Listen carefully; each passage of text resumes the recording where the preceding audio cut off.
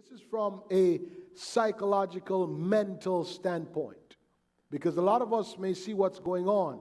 There's spiritual danger, but there's also psychological and mental challenges that could come as a result of what's happening. Just for the mere fact that you open your door, and for me right now, looking outside and I see no cars.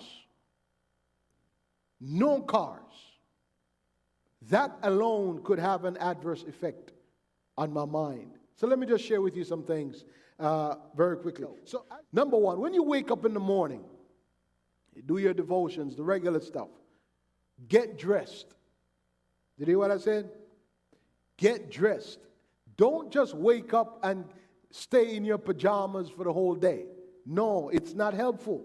You may feel comfortable, but if you're used to getting up and staying in your pajamas, that's fine. But if you're not used to that, if you're used to getting dressed and going out every single day to work, I'm not saying put on your suit. I'm not saying put on your tie. But put on something different from what you slept in.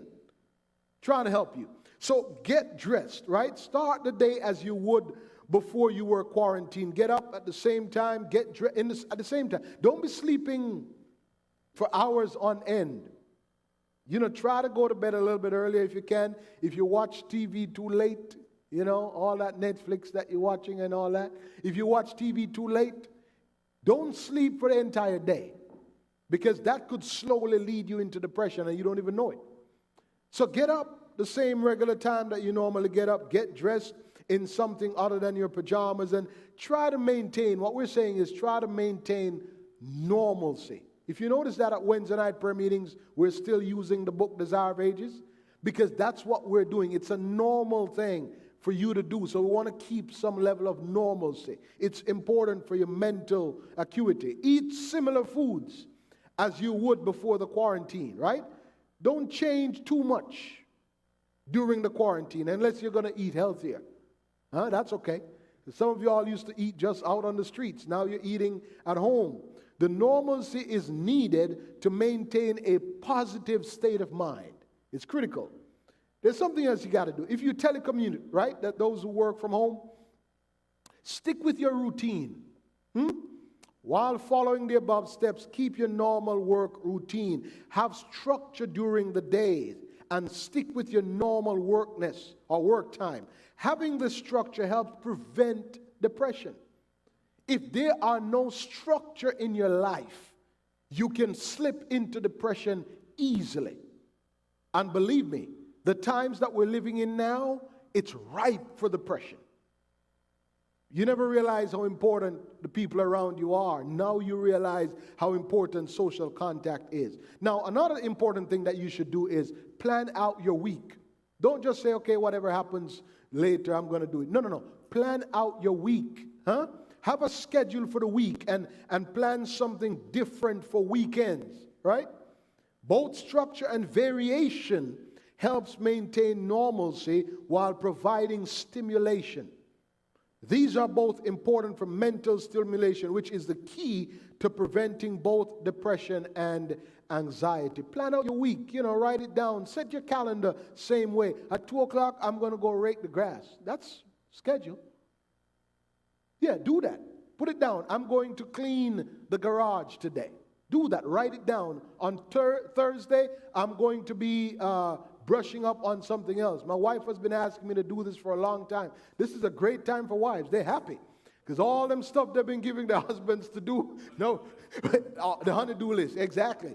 It's got to get done now. No excuses. Wives love this time because they could, just set you to work.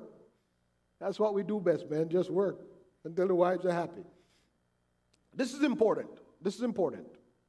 Go outside. See that? It's critical, folk. Don't just get up in the morning and spend time, okay, I'm in my room, I sleep, and then I go watch television in the same clothes that I got up with, and then all of a sudden it's time for bed again. Oh, I don't feel like showering. Well, I didn't go outside, so I'm not dirty. I'm still clean. You don't feel like No, go do your regular thing. Take your shower, keep yourself fresh. And by the way, very serious. I'm going to say this in a joking manner, but it's very serious.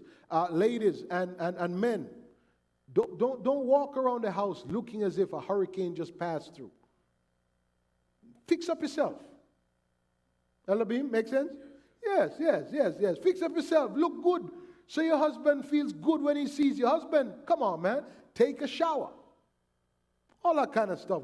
Fix yourself. You're used to being out there all day working. Yeah. Take a shower and feel fresh. So, put on the, exactly. You're like on a cruise or whatever, you're out at the beach. Huh? Yes, husbands. Yeah, take a shower, husbands. And brush your teeth. All that nice stuff. You understand what I'm saying? No, I say that jokingly because I want you to get it. Because guess what? We will fall into it very easily. Oh, I just wake up. I'm just going to just hang around, sleep, and then you forget, I didn't brush my teeth. When you're going to work, you go brush your teeth and all that. You take a shower. You think, okay, you need to do all of that kind of stuff. All right, so go outside. I was saying to my wife as we were driving this morning out of the neighborhood coming down, I had never seen so many people jogging and walking and exercising as I've seen before. Get some sunshine. Vitamin D, critical, folk. Go out there, sit on your porch for a little bit. I'm not telling you to go say hi to every neighbor and stand up and talk to them. No. Go outside, go for a walk, especially early in the morning. Get some fresh air. Inhale deep breaths when you go out in the morning or in the afternoon. It gets very hot in Florida. I mean, at 1 o'clock, you don't want to be outside too much. But if you have a shaded area, go outside and relax. Read your Bible, your devotions. Go outside and read it underneath a tree. If you're scared of lizards and stuff, just keep looking up once in a while. It's good to look up. But do that. Go outside. If you can, then participate in something outdoors daily. We take our boys outside. No matter how long they've been inside, we take them outside. They don't know what we're doing, but they realize how important it is. We don't take them to the park because unless we are going to be able to take something to wipe down whatever is there. But we don't do that. We take them around the neighborhood. They go play around in the cars. They think they're having fun. But they don't realize that what they're actually doing is healing themselves. So go outside, walking, jogging, all that kind of stuff. Those things are called mood boosters. If you lock yourself inside a house, you all of a sudden start getting a headache and you start feeling like you have corona. It's for real. You're watching CNN all day and MSNBC and Fox and all that. By the time you're done watching 1 hour of those things, but I don't watch them too much. I watch a little bit and catch up what's going on for a few minutes. I'm not watching that all day. Be intentional. That's another thing. Don't just survive. Live during this time. Don't lock yourself away and think that the world has come to an end. No. Live. It's an opportunity that you have now to reach out to some family member, some brother, some sister. Hey, everybody's home now. Reach out to them, say hello, call them and say hi. Check in and see how things are going. It's your time to do that. You've complained you've never had time before. Now you have time to do it. So be intentional. Learn something new. I'm learning how to do a lot of things outside the house. Well, not that it's not deliberate, but I'm forced to. Because certain people want you to do it, the wives especially. But I'm learning to do certain things outside. It's what it is. I encountered a snake last week. But it's what it is. You've got to be intentional. Learn something new. Complete tasks that you haven't had time to finish. All that stuff. Do some of those things. Another thing. Beware of too much social media. Beware of too much. Don't spend your entire days watching all the videos that people are sending from all over the world about all kinds of things that's happening. Be smart.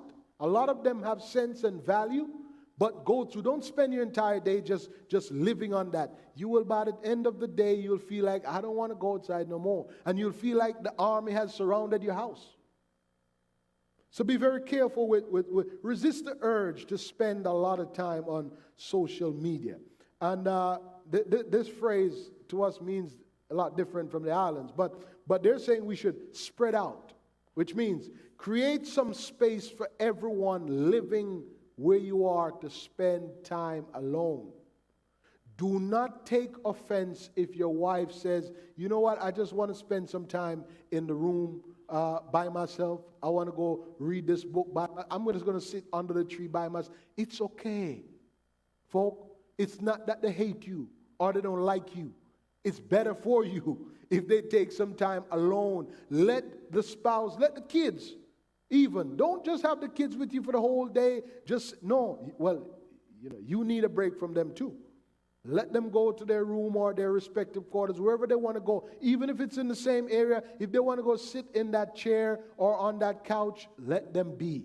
Everybody needs their own time alone, because you have to go through certain things alone.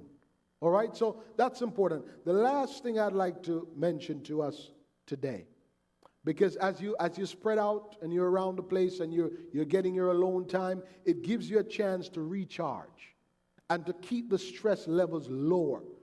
Don't focus, this is the last one, don't focus on the negative.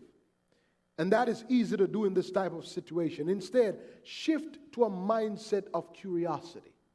Pay attention to what is happening around you. Look for the positive changes. You're spending more time together as a family that you've always been asking for. Appreciate those moments, right? Enjoy a new activity. Share with your kids some things that you wanted to share with them and you couldn't share before. It's a moment now to share with, especially the children who are coming from parents who lived in the islands or other parts outside of America. If you grew up there, it's a time to share with them stories about what it was like in Panama and in Haiti and in Honduras and Jamaica, and share with them what your upbringing was like. Look for the positive things in what is happening around us. And just remember one thing, folk. God is still in control.